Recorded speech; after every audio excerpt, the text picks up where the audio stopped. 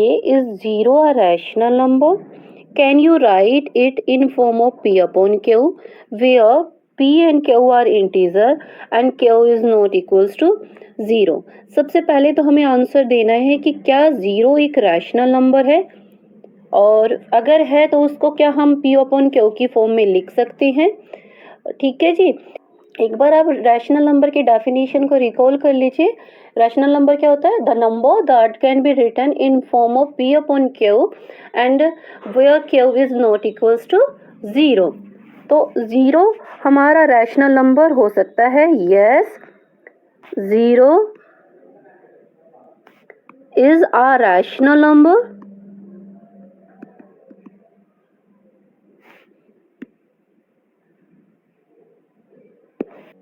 as it can be written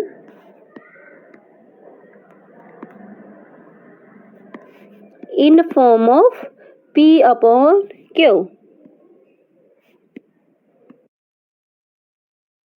where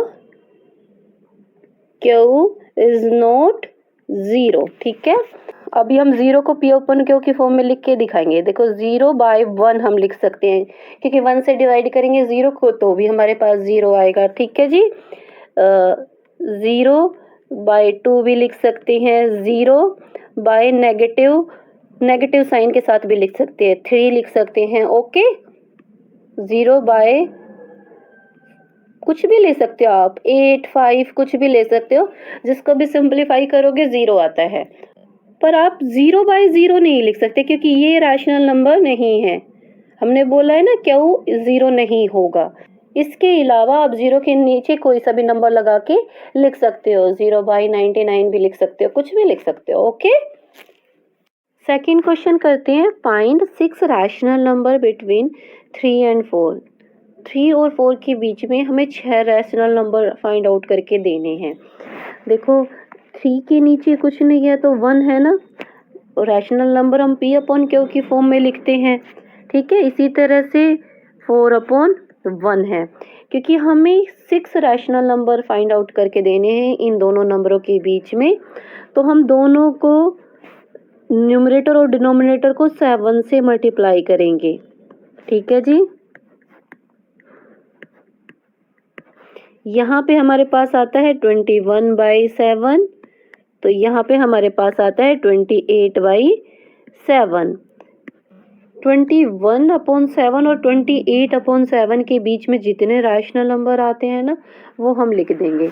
यहाँ पे हम लिखते हैं 6 rational numbers between 3 and 4 are क्या क्या है? 22/7। 21/7 नहीं लोगे, वो 3 है। हमें 3 और 4 के बीच में बताना, ना ही 28/7 लेंगे। ओके, आगे करते हैं। 23/7, 24/7, 25/7, 26/7 एंड 27/7। अभी इनके बीच में देखो 5 रैशनल नंबर आ जाते हैं हमारे। यहाँ लिख देंगे 5 रैशनल नंबर बिटवीन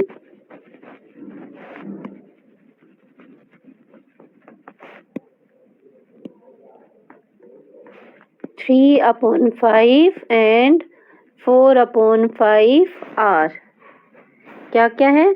19/30, 20/30, 21/30, 22/30 एंड 23/30। ठीक है जी, आपकी बुक में दूसरा आंसर दे रखा है। इसमें आंसर ना बहुत सारे हो सकते हैं, आपके सोल्व करने के तरीके पे होता है इसमें डिपेंड। ठीक है, आपने 8th में भी ये किया होगा। इन वाले क्वेश्चनों में हमारे कितने भी आंसर निकल के आ सकते हैं। 4 करते हैं। State whether the flowing statement are true और false, give reason for your answer. हमें पहले तो बताना है ये स्टेटमेंट ट्रू है या फॉल्स है, फिर हमें रीज़न भी बताना है क्यों ये ट्रू है या फिर फॉल्स है। फर्स्ट स्टेटमेंट देखिए, every natural number is a whole number. जितने भी नेचुरल नंबर है वो होल नंबर है। नेचुरल नंबर क्या होते हैं? 1 2 3 4, ये हमारे नेचुरल नंबर होते हैं और ये नंबर हमारे होल नंबर भी होते हैं। होल नंबर में ज़ीरो और आ जाती है, ठीक है। अगर ज़ीरो और लगा दे तो ये होल नंबर है। तो ये स्टेटमेंट हमारी क्या है? ट्रू है ना, क्योंकि जितने भी नेचुरल नंबर है वो होल नंबर का भी हिस्सा है। यहाँ हम लिखेंगे ट्रू और यहाँ पे रीजन लिख देंगे, होल नंबर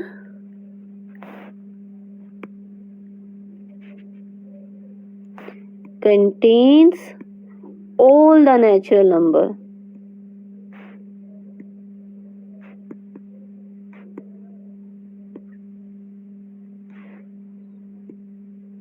ठीक है जी।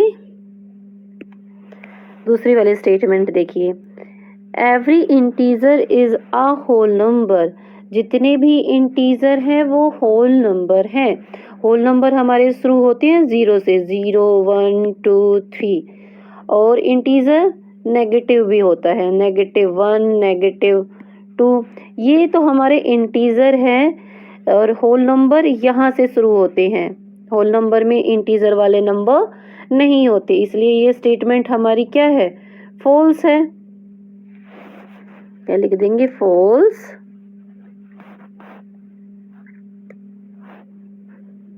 फॉर एग्जाम्पल,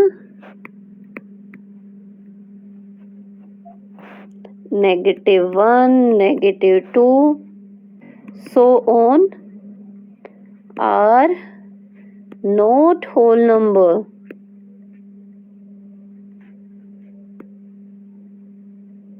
ठीक है जी। Every rational number is a whole number. हर रैशनल नंबर एक होल नंबर होता है। देखो, होल नंबर में हमारे नंबर होते हैं 0 1 2। ये सभी रैशनल नंबर तो है, बट सभी रैशनल नंबर होल नंबर नहीं हो सकते। रैशनल नंबर 1/5 भी होता है, जो कि हमारा होल नंबर नहीं है। ठीक है जी। इस वजह से ये स्टेटमेंट भी हमारी फॉल्स है। या लिखेंगे false. For example, 1/5 is a rational number